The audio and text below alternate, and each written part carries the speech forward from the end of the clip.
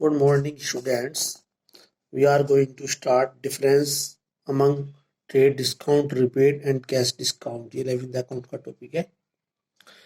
इसमें ये हेडिंग है basis, trade discount, rebate, cash discount. आज हम इन्हीं तीनों में डिफरेंस की बात करेंगे. सबसे पहले फर्स्ट पॉइंट है इसमें नेचर, यानी कि ये कैसा होता है, इसका स्वभाव कैसा होता है. It is allowed on sale और परचेज ऑफ सर्टेन क्वांटिटी. अगर आप निश्चित क्वांटिटी तक परचेज या सेल करते हैं तो आपको ट्रेड डिस्काउंट दी जाती है.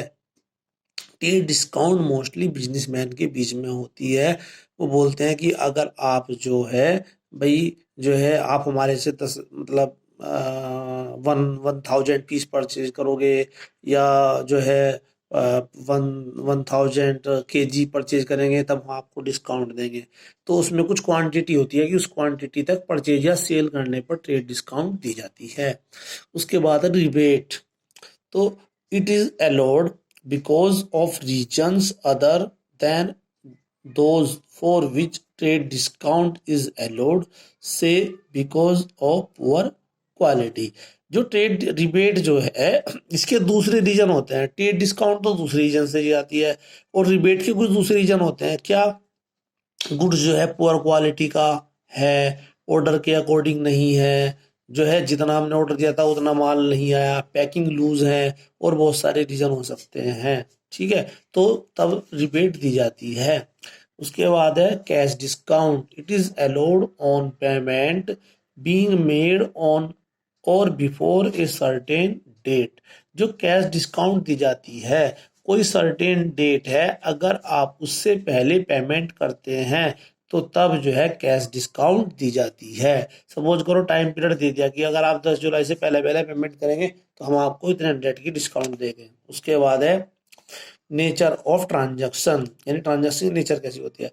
It is allowed on both cash and credit sales और परचेज. मतलब यह जो है कैश परचेज पे भी हो सकती है, क्रेडिट परचेज पे भी हो सकती है, कैश सेल पे भी हो सकती है, क्रेडिट सेल पे भी हो सकती है. ठीक है. It is allowed on both cash and credit purchase. ये भी जो है कैश परचेज पर भी, कैश सेल्स पर हो सकती है, क्रेडिट सेल्स पर हो सकती है. ठीक है.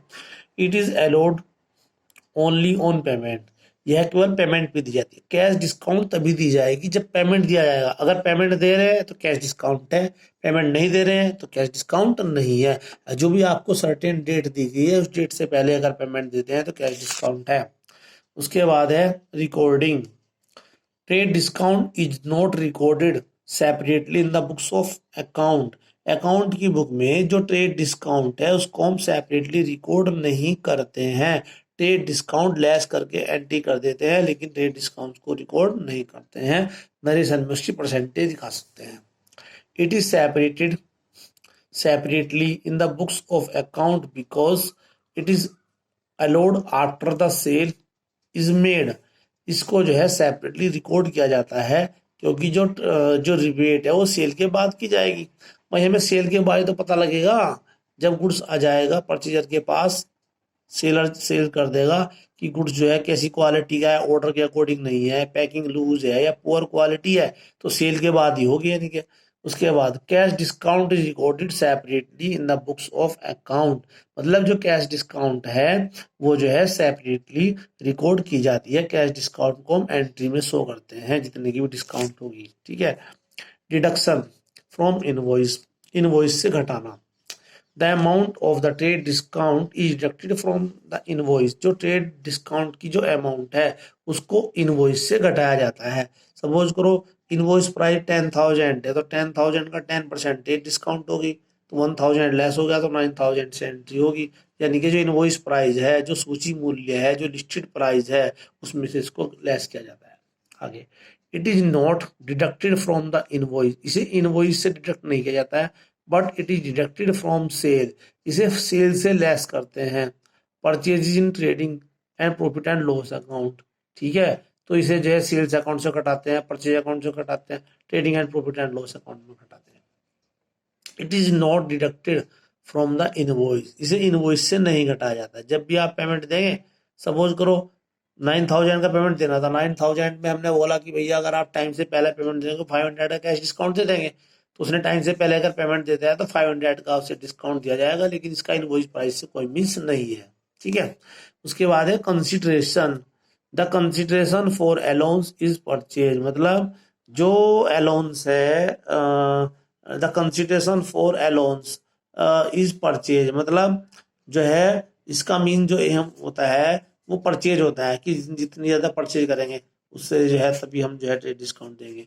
उसके बाद है consideration for allowance is other than for which trade discount और कैश डिस्काउंट इज अलाउड। इसका कंसिडरेशन दूसरा होता है, और ट्रेड डिस्काउंट कैश डिस्काउंट दोनों से अलग होता है। मैंने पहले बताया गुड्स फॉर क्वालिटी का है, ऑर्डर के अकॉर्डिंग नहीं है, तब होती है ट्रेड डिस्काउंट।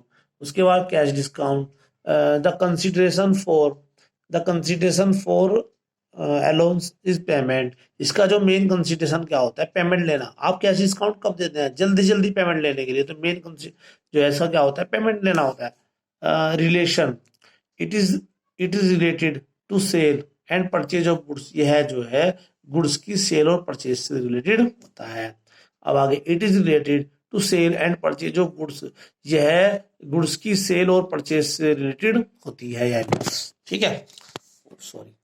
उसके बाद में है it is related to payment, यह केवल पेमेंट से रिलेटेड होती है। तो ये आपके ये डिफरेंस इसमें हो गए। ठीक है, ओके, थैंक यू। एक बार लाइक और सब्सक्राइब जरूर कर देना।